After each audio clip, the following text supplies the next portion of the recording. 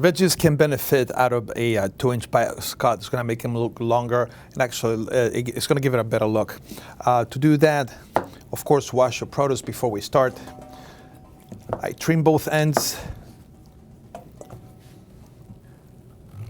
We're going to show this with zucchini. It's what we teach here at students at Nash Community College.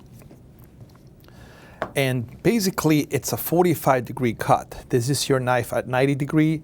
This is your knife at 45 degree. This is your knife at 0 degree.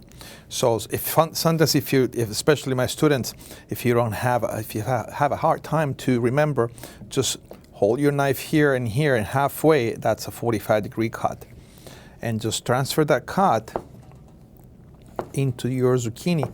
And we want to make a 1/4 inch cut. This is a really good cut for sauteing. If you go too thick, like a 1/2 inch, it will saute, but the center will not cook. 1/4 inch will be nice. Also gives a nice appearance to your zucchini. And you will notice that most Asian cuts are gonna be cut in a bias, 45-degree bias. And you can check the cut. You can just stand them up. You can see the 45-degree cut in there.